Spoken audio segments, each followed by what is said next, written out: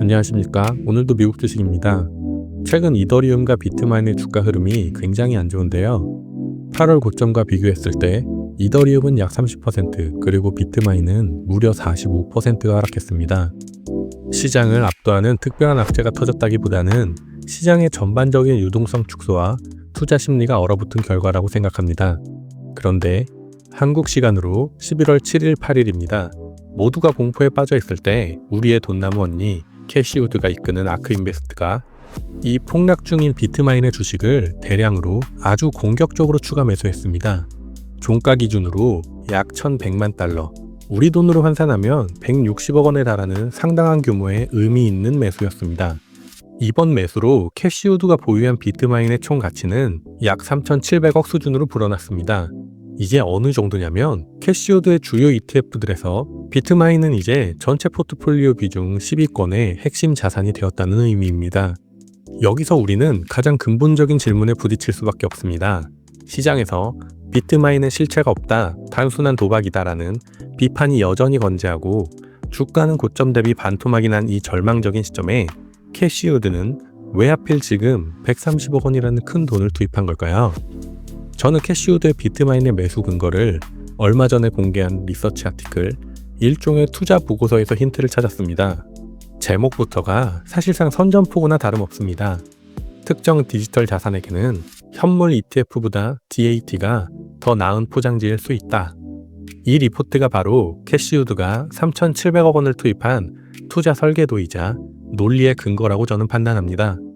그리고 그 리포트 내용 중에서도 셰플리 밸류라는 아주 생소한 분석 기법에 주목했습니다.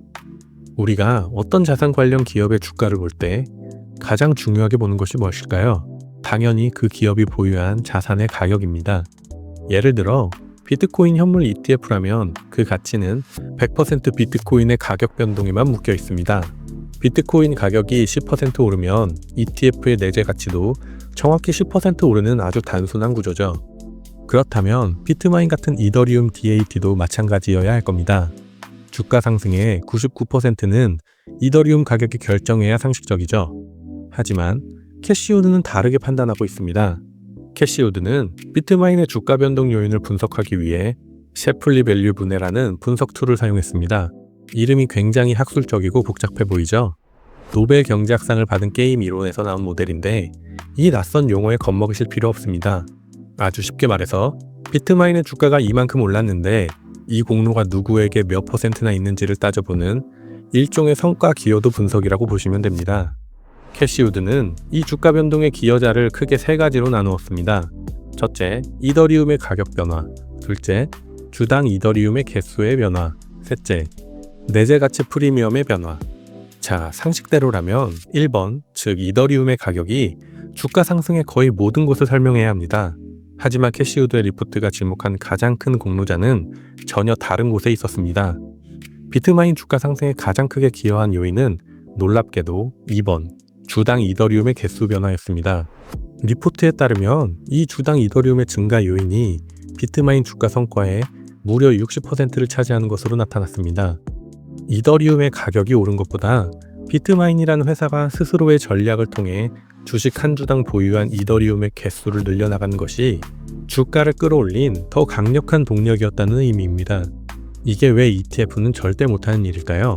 현물 ETF는 구조적으로 주당 자산 개수가 1대1로 완벽하게 고정되어 있습니다. 이 수치가 변한 것 자체가 불가능합니다. ETF는 그저 시장 가격을 수동적으로 따라갈 뿐입니다. 하지만 DAT인 비트마인은 이 수치를 능동적으로 늘려왔고 시장은 바로 그 능력에 가장 높은 가치를 매겨주고 있다는 것이 캐시우드의 분석입니다. 그렇다면 이런 의문이 드실 겁니다. 그래서 비트마인은 도대체 어떻게 주당 이더리움 개수를 늘려나가는 거냐? 바로 앳더마켓, 즉 시장가 주식 발행 프로그램에 있습니다. 이 메커니즘은 내재 가치 프리미엄을 활용한 일종의 아비트라지 전략입니다. 시장이 비트마인의 전략을 높게 평가하면 주가는 회사가 실제 보유한 주당 내재 가치보다 더 비싸게, 즉 프리미엄이 붙어 거래됩니다. 예를 들어 비트마인 주식 한 주가 실제로는 8달러치 이더리움을 가지고 있는데 시장에서는 10달러에 거래되는 상황이죠. 비트마인은 바로 이 2달러의 프리미엄을 놓치지 않습니다. 시장에서 10달러에 거래되는 자사 주식을 새로 발행해서 시장에 팝니다. 회사는 10달러의 현금을 확보하게 되죠. 그리고 그 10달러로 뭘 할까요? 주식시장에 가서 이더리움을 삽니다. 자, 생각해 보시죠. 8달러어치의 가치를 가진 주식을 10달러에 팔아서 그 돈으로 10달러치 이더리움을 사들인 겁니다. 결과적으로 새 주식을 발행했기 때문에 총 주식수는 늘어납니다. 기존 주주에겐 단기적인 희석이죠. 하지만 그 희석되는 가치보다 회사가 새로 사들인 이더리움의 가치가 2달러의 프리미엄만큼 더 큽니다. 희석되는 가치보다 더 큰 가치가 생긴다. 바로 이게 포인트입니다. 이 과정을 계속 반복하면 회사 전체 주당 이더리움 보유량이 무섭게 증가하기 시작합니다. 이것은 단순한 이론이 아닙니다. 실제 데이터가 이를 증명합니다. 캐시우드 자료에 따르면 2025년 7월 13일 비트마인은 주당 0.0029 이더리움을 보유하고 있었습니다. 그런데 불과 31일이 지난 8월 13일 이 수치는 주당 0.0066 이더리움으로 폭증합니다. 단 한 달 만에 주당 이더리움 보유량이 무려 130%나 증가한 겁니다. 같은 기간 이더리움의 가격은 약 60% 상승에 그쳤습니다. 자, 셰플리 밸류 분석이 말해주는 핵심은 이겁니다. 비트마인의 최종적인 주당 가치 상승이라는 결과를 만들어낸 데 있어 60%짜리 가격 엔진의 공헌도보다 130%짜리 개수 엔진의 공헌도가 수학적으로 훨씬 더 컸다는 의미입니다. 이제 셰플리 밸류의 분석이 이해가 되실 겁니다. 여기에 DAT의 또 하나의 무기를 가지고 있습니다. 바로 스테이킹 수익입니다. 미국의 현물 ETF들은 규제 문제로 이더리움 스테이킹이 사실상 불가능합니다. 하지만 비트마인은 운영기업이기 때문에 보유한 모든 이더리움을 스테이킹해서 연 3%에서 5%에 달하는 추가 수익을 얻을 수 있습니다. 그리고 이 수익으로 뭘 할까요? 당연히 더 많은 이더리움을 삽니다.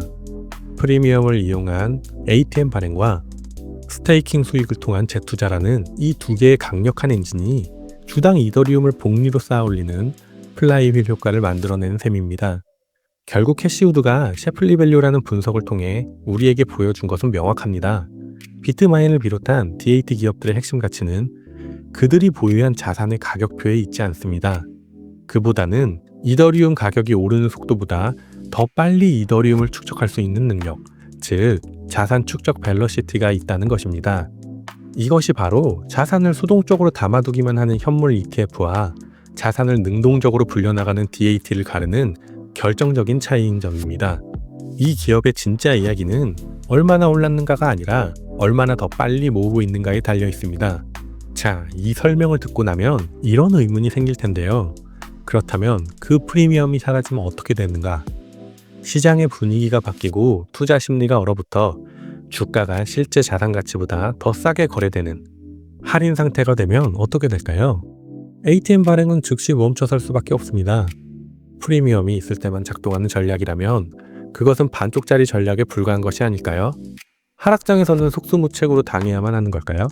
놀랍게도 캐시우드의 리포트와 DAT 기업들의 실제 움직임은 이 하락장 시나리오조차도 이미 전략의 일부로 포함하고 있음을 보여줍니다.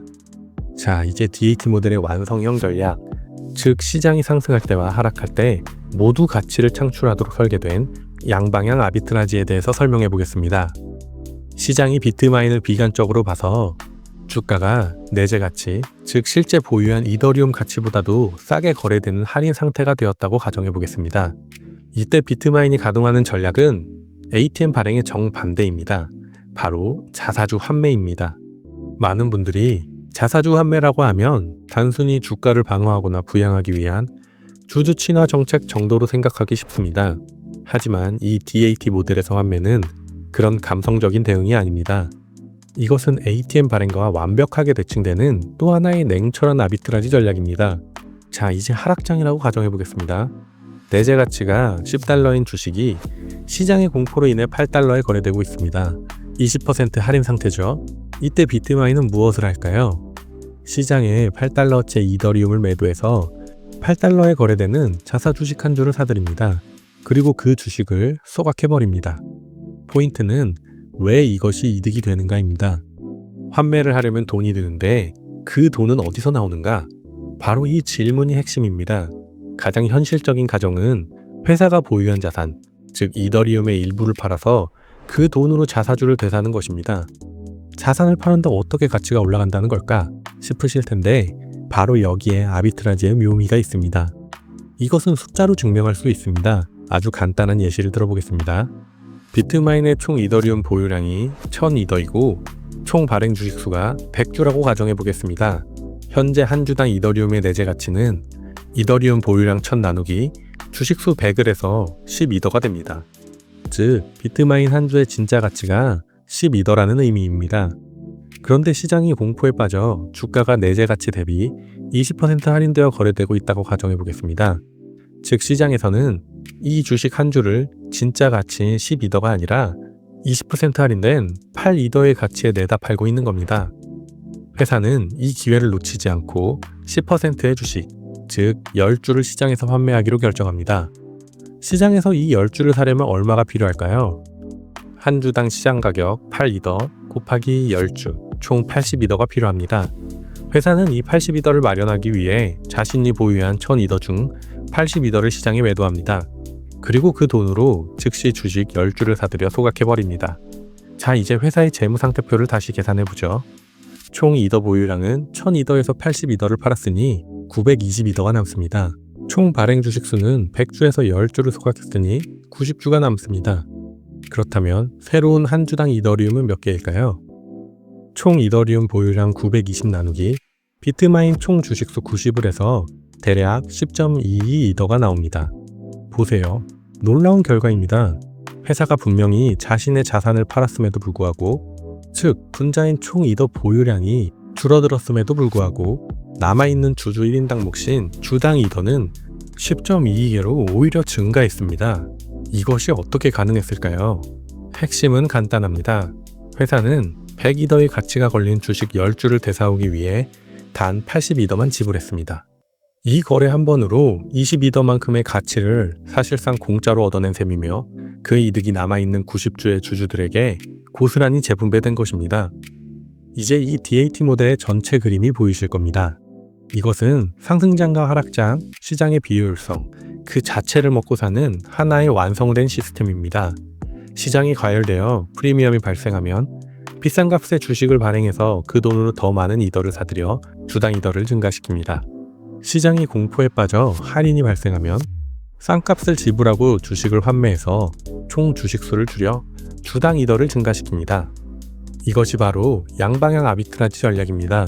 이더리움의 가격이 오르던 내리던 시장이 프리미엄을 주던 할인을 하던 비트마인은 그 상황을 이용해서 주당 이더라는 핵심 가치를 꾸준히 우상향시킬 수 있는 메커니즘을 설계해둔 셈입니다.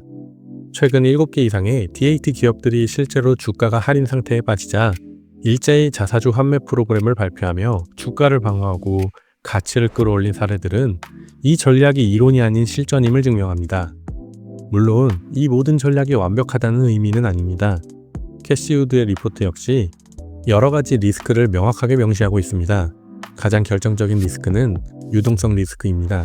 하락장에서 환매를 하려면 막대한 현금이 필요하거나 보유한 이더리움을 팔아야 합니다. 하지만 진짜 위기의 순간에는 현금도 마르고 이더리움을 팔고 싶어도 받아줄 매수자가 없는 유동성 증발이 일어날 수 있습니다. 또한 이 모든 복잡한 전략은 소수의 경영진이 수조 원의 자산을 관리하며 적시에 실행해야 합니다. 만약 그들이 실수를 하거나 인센티브가 어긋난다면 가치는 순식간에 침식될 수 있는 거버넌스 리스크도 분명히 존재합니다. 하지만 캐시우드는 이 모든 리스크에도 불구하고 3,700억 원이라는 자금을 투입한 이유는 명확해 보입니다. 그들은 이더리움의 단기 가격 변동에 베팅한 것이 아닙니다. 그들은 시장이 과열되든 공포에 빠지든 그 변동성 자체를 연료로 삼아 주당 이더리움이라는 본질적인 가치를 끊임없이 복리로 쌓아 올리도록 설계된 이 DAT라는 우월한 금융 시스템 그 자체에 베팅한 것입니다.